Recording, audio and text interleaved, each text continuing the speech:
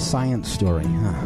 These NYU scientists, I felt right. But I was so And I just thought, well, I had figured it out. It was that golden moment. Because science was on my side.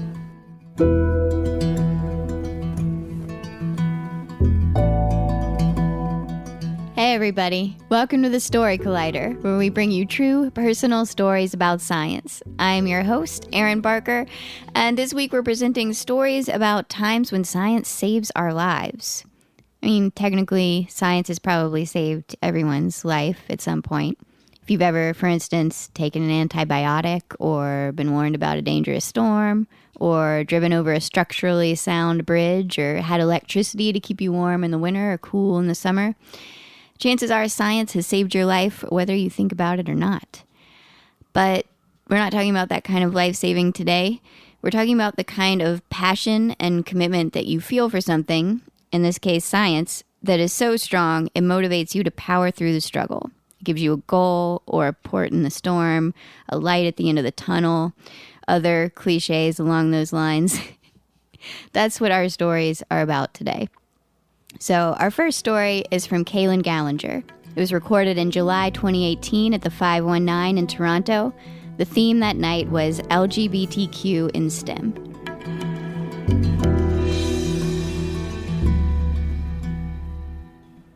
So, when I started university back in the fall of 2011, I was lucky enough to get the chance to live in residence.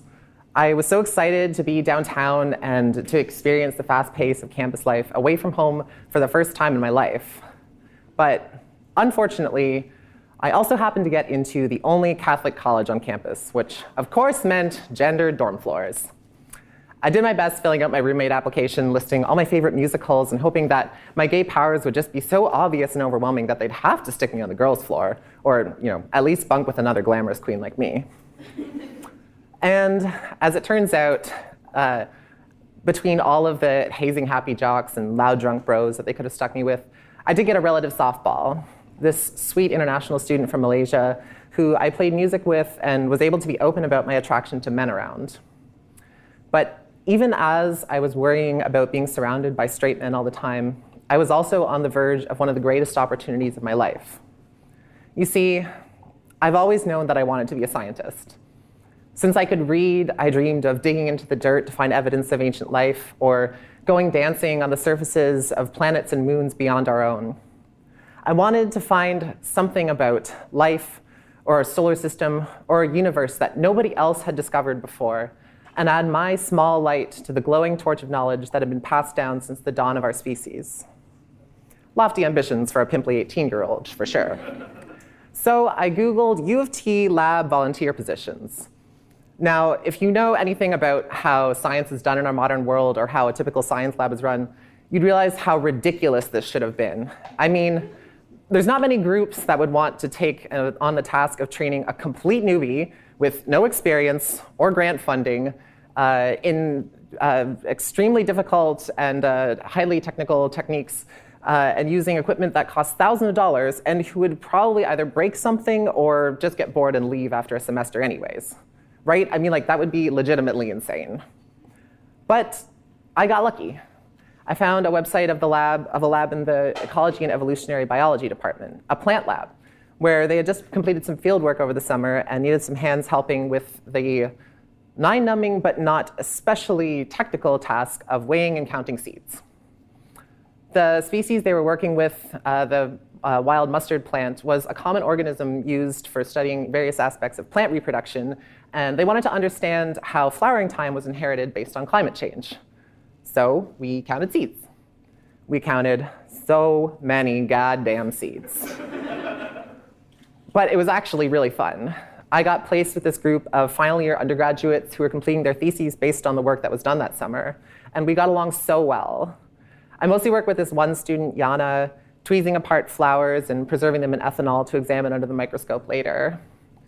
It was slow and methodical work, but also weirdly relaxing. We played Simon and Garfunkel on the lab speakers and talked shit about our families and regaled each other with tales of our relatively mundane lives. Me about starting school and feeling weird living in an all-male residence. her about immigrating to Canada with her family and the hilarious misadventures with their adorable dog and cat. That work, more than anything else, carried me through one of the darkest periods of my life. A couple weeks into the semester, my best friend at the time introduced me to one of her housemates from her college. He was smart and funny and very, very attractive. He was this handsome brown-haired boy who was studying classics and hanging out with a bunch of cool philosophy and linguistics nerds, and to top it all off, he was also a swimmer. I know. And I was still just an awkward feminine dork who felt like nothing next to him. But we were both taking Latin and had an excuse to be in the same room together, so study dates. We kind of hit it off, and as the temperatures began to plummet, we went from making out in the parks to finding an unoccupied room in one of the residences that we could sneak into at night. And eventually, inevitably, those study dates turned into something a little heavier. Things got more intense than expected one night after going over the declension of cupiditas, and he pulled me down onto the bed and started moving his hands all over me. I was nervous, into it, but unsure of how far I would be willing to go, and just trying to appear more confident on the outside than I actually felt. And then he took off my underwear. I burst into tears. "I can't do this," I told him. "Why not?" he asked. "You're so hot and I want you." "I don't know, it just doesn't feel right. Just go along with it." So I did. That moment still haunts me to this day. I couldn't get that skin-crawling feeling out of my body or my mind that I'd been forced to be something or someone that I wasn't, entirely for somebody else's pleasure. And unfortunately, that wasn't the last time that that would happen, but it did spur something that I'd been slowly becoming aware of over the previous months. I couldn't exist as a boy anymore. And that was rapidly becoming obvious to him, too. "I don't want to date a boy who dresses like a girl," he told me once. "I want to date a man." I came out to my best friend at the time, shortly after. I didn't get into the details of what happened, only that I'd finally figured out what had been plaguing me for so long, and I needed to do something about it fast. She did her best to be sympathetic and supportive, but there was only so much you could do back then when being trans wasn't on the national news and nobody I knew had any firsthand experience. A few days later, I broke up with my boyfriend over Skype, telling him that I couldn't be the man he wanted me to be because, well, I wasn't one. He didn't reply. We never spoke again. And then winter set in, and I slowly felt the grip of testosterone taking over my body and truly mourned the future that I thought I would never have. I started going to the gym and starving myself even though I was on a meal plan, because unless I could alter it surgically or chemically, I felt like I had no other way to control my body. I counted calories and took pictures at night from as many different angles as I could, trying to find the best one that minimized my brow bone, my jaw, my increasingly gaunt cheeks. But I was still working at the lab. And during the winter break that year, we went up to the research field site where they have this beautiful house and several small cabins on the university property. We held a New Year's bash with mulled wine and delicious food and wonderful conversations with kind and silly and intelligent people who had so graciously accepted me as their equal. And during this party, the postdoc who was overseeing the undergrads came up to me and asked me a question that rocked me to my core. Would I like to run my own experiment? I couldn't believe it. She commented how diligently I'd been working, even though I was just a volunteer, and thought that I would be capable of handling the task of designing a protocol for testing different pollination techniques in the greenhouse. And I couldn't believe that this early in my career, not even having finished a year of university, that I was being trusted with so much responsibility. But I said yes immediately and ecstatically went back and told my friends at the cabin later that night. I spent that whole night just vibrating with anticipation over the first real science that I'd get to do on my own. And so for the next 4 months, every few days, I'd go to the greenhouse, I'd divide up the plots, take either a feather or a cotton swab or some other tool and transfer pollen from the anthers of the donors to the stigma of the recipients, tag them, wait a few days for them to set to seed, snip them off, and preserve them in ethanol to examine later. And on the other days, I would go to class, go back to my dorm, count calories down to the single digits, and go to the gym to burn off any excess, stay awake all night, racked with hunger, dreaming of the person that I might someday be. I was in hibernation, afraid that I might never get the chance to sprout.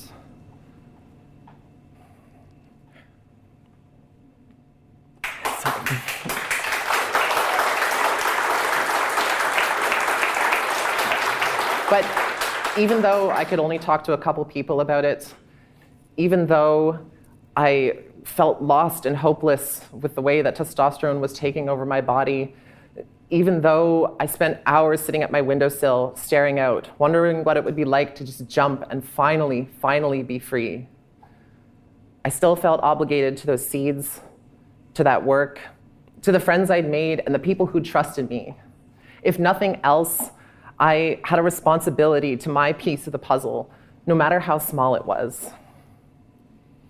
In April of that year, I sent an email to the psychologist that I'd been seeing since before I started university, and I opened up to her about what I'd been feeling.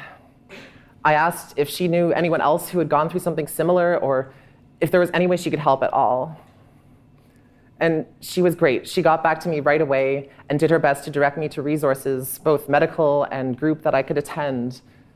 I'd have to go to these on my own and shoulder them under the radar while I waited to come out to my family and the wider world. But at last, there was a glimmer of hope, a ray of sunlight reaching down into the dirt, ready to awaken what lay beneath.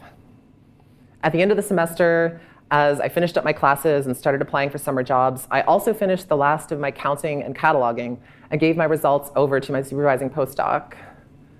She said she was proud to have me be part of their team. I'm pretty sure I cried.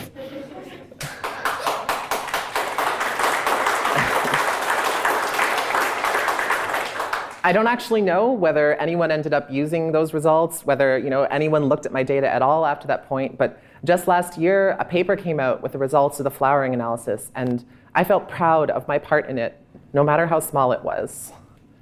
It would be over a year from that point until I was finally able to get on hormones, transition, and come out to my friends and family, and many more difficult and painful experiences to endure because of a world that, even now, struggles to accept and empower queer and trans people. But science has always been there, in the backdrop of it all, driving my curiosity and gifting me a scaffold to hang my hopes and ambitions on, regardless of what anyone does or says about my body or my life.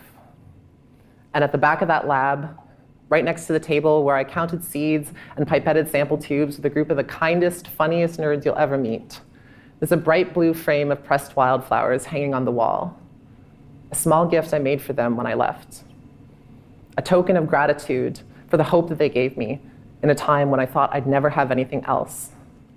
Because I can honestly say that that year, science saved my life. Thank you.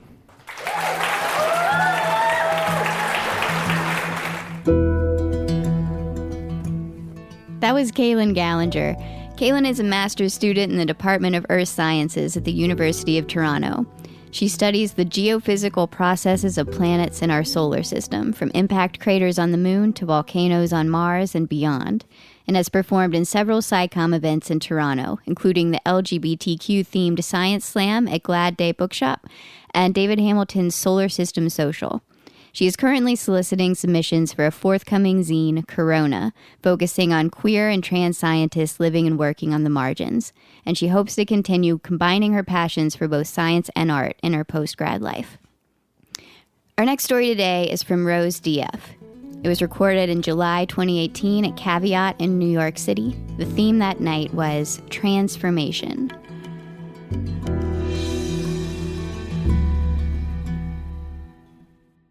So it's 2008, And I'm standing at a train station in downtown Manhattan waiting for my train. And I wasn't really waiting for it to board it. I was waiting for it to jump in front of it.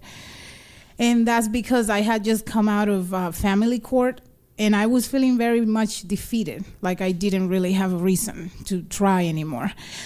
The reason for that is because my son at the time, that was very small, was being used against me in court because I sort of made the mistake of thinking that I could do something more with my life than being somebody's wife and a mom, and that's it. So things didn't go the way I planned it. I went because the rights for my son were taken away for walking away from a very, very abusive marriage.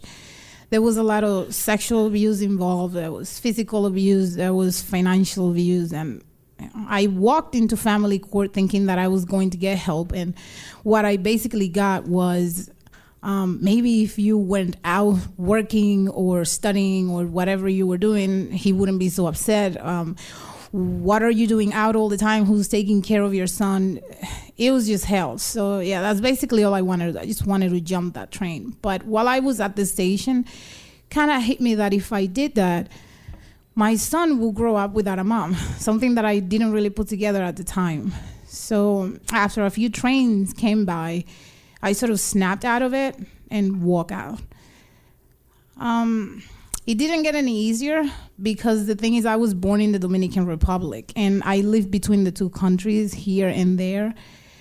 And I was very confused about my duties as a woman because you're pretty much told a lot that if you don't have a man, you basically failed in life. So to me, getting married was a big thing. And that's exactly what I did. When I came here, I got into that marriage right out of high school. I did not know who I was at all. And the only good thing that came out of that marriage was my son. I walked out of the marriage and basically became the first woman in my entire family line to walk away from a marriage. So I had no support at all. And pretty much everybody turned their backs on me. The father, because he had the apartment and I had nothing, he was given temporary custody of my son. I ended up homeless.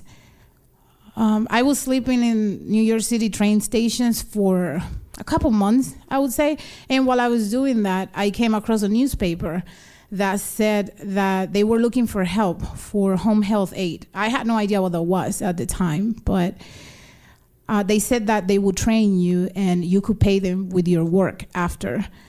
Seemed like something I could try. So I cleaned myself up in a public restroom and went over there the following day and sort of apply and talk to them. And I was like, oh, how long is the training? It was something very short. They said it was going to be a month or so.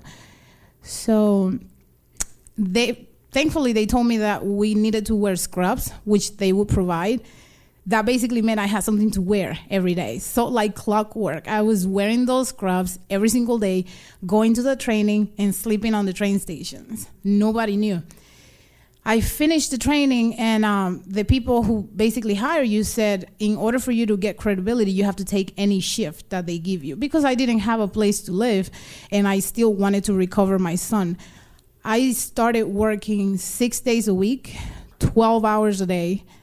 And I saved enough money to get a room in Queens, New York. I was sleeping on the floor. I didn't really have anything, so I used to lay down black plastic bags, and that's where I used to sleep. And between doing that, I went back to court because we were basically being called every 2 months or so to mediate. And once they figure out I had a place, the whole thing was like, oh, is it a safe environment or whatever? So I will be doing both, just working and trying to meet my core obligations. While I was staying at that room, I was somehow getting eaten alive at night by what they told me was bed bugs. I don't know how that happened because I did not have a bed, but to this day, I'm still trying to figure that out. And just every night, I used to lay down on the floor on the plastic bags and think about how when I was younger, all I wanted to do was science. And see, in DR, I didn't have any exposure to science. I didn't know what science was. There was no Nothing. I just knew that I was an explorer. I wanted to know the why and how of everything. I wanted to know why the moon was up there, and then why it would give way to the sun in the morning. I wanted to know why the plants were the color that they were, why the animals were different, everything. And because I never had the answers to anything, because nobody was either informed or nobody cared, I became very anxious about it. But throughout my life, I sort of put that on the side because, you have to survive and stuff like that.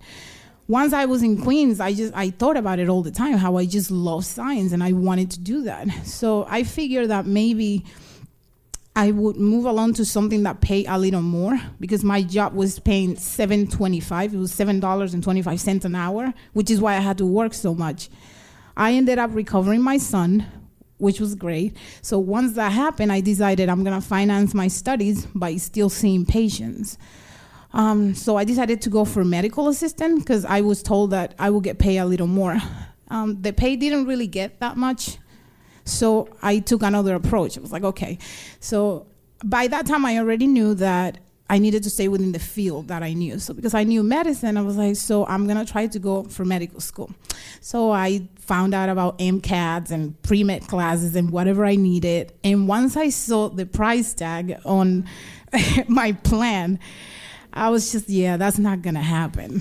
So I just stayed basically taking care of patients, a little settled in with my son throughout the whole thing. I was like, okay, what I'm gonna do is I'm gonna use the money, and instead of actually trying to go for something I don't wanna do, I'm gonna try to go for science regardless. So I started looking for schools. I kind of wanted to go to a private university because I thought that it would be better because of the prestige. Well, once I found out the price of that, I let that go too.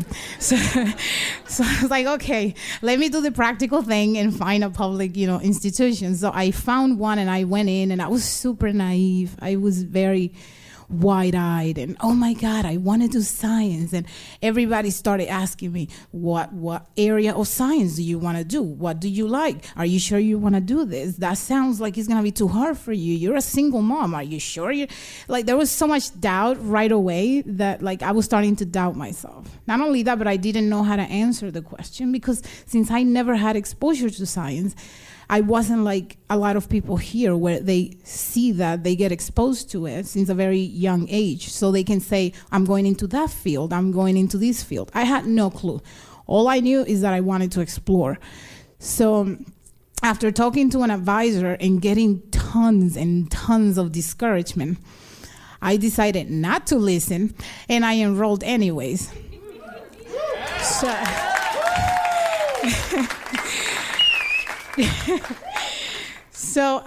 the first time I actually went into a lecture hall for biology, I cried. That was my crowning moment for that, because I had no idea what was happening. There were 300 people in there. Nobody realized that I was having a moment. Because to me, it was just like, wow, I made it. So I thought. So everything was fine. I was settling in with my son. I was finally paying for school. Things got a little rough. At some point, I didn't have enough money to pay for the classes. So I basically resubmitted myself to the abuses of the person that I was with, just so that I can have a roof over my head without having to pay money for rent, so that I can save to pay for school. The abuse was too much. I started realizing also the amount of trauma that I was carrying. I started understanding more that I had PTSD, that it wasn't gonna work out, that I didn't wanna have my son around that environment, and that it wasn't worth it. So I gave up school just so that I could focus on moving away from that abuse and not having to submit to it. That was really painful for me, and the people who know me know that, because I value education a lot. So it was like I had a whole period of mourning. I got depressed, my GPS dropped. It was just a complete mess. Later on, I tried to move on with my life. I said, you know what, I cannot do it, I'll wait. I ended up moving from taking care of patients for the city into a private company, which was paying me a little more. They were a bit more strict, with the way they take care of you as a caregiver, where they wouldn't just send you to any place. They would make sure that you went into safe places, because I got hurt a few times while I was working with patients. I was sent into a lot of bad areas. So this company, because it was private, it was more careful. So I started working, and I started putting my school dreams away for a little bit. I was like, let me focus on my son right now. But at night, I was always dreaming about, I just want to do science. I would read about every single field. I would just like sink into it because I wouldn't let it go. And I knew that's how I knew that I loved it. So after a while working for this company, I realized that I was in a steady place in my life and that I could go. So I was like, okay, I'm going to try one more time. The year that I was going to do that was 2017 because I had worked for them for the whole 2016 and I had money saved.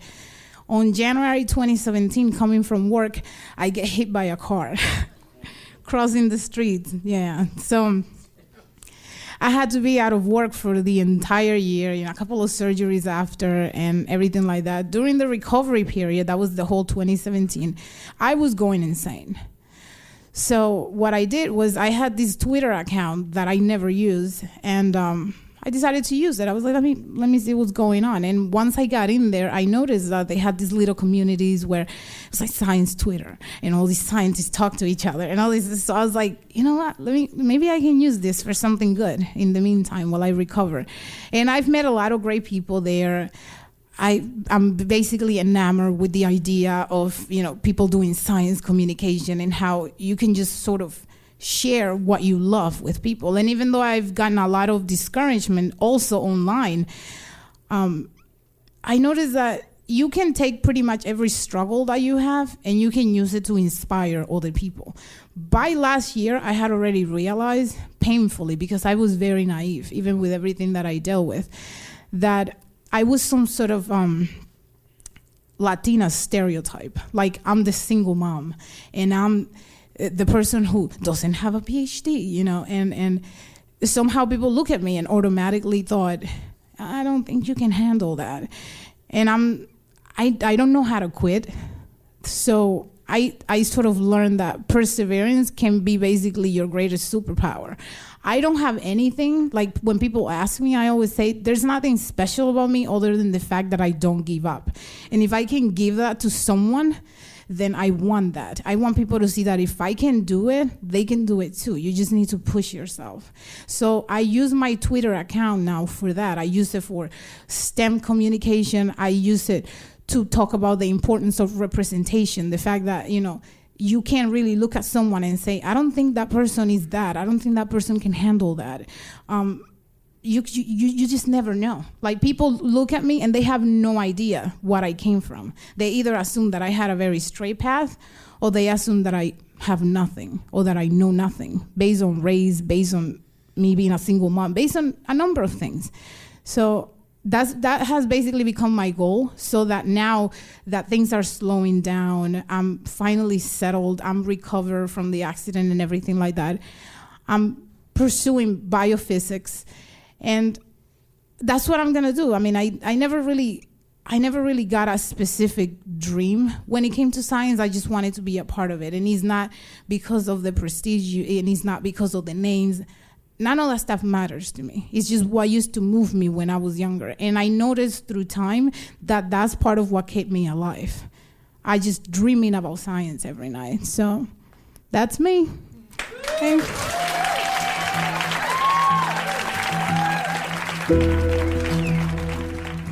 That was Rose DF. Rose is a first-generation scientist born and raised in the Dominican Republic, currently pursuing studies in biophysics.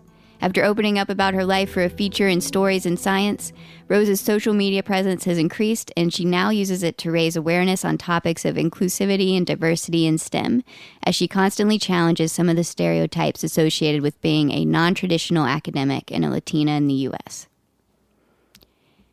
Story Collider is grateful for the support of the Tiffany & Co. Foundation and of Science Sandbox, a Simons Foundation initiative dedicated to engaging everyone with the process of science. The Story Collider is directed by Liz Neely and Aaron Barker, that's me, with help from our amazing team. The stories featured in today's podcast were from shows produced by Misha Gajewski, Jesse Hildebrand, Tracy Rowland, and Nissa Greenberg, with help from Paula Croxon. The podcast is produced by Zoe Saunders. The theme music is by Ghost.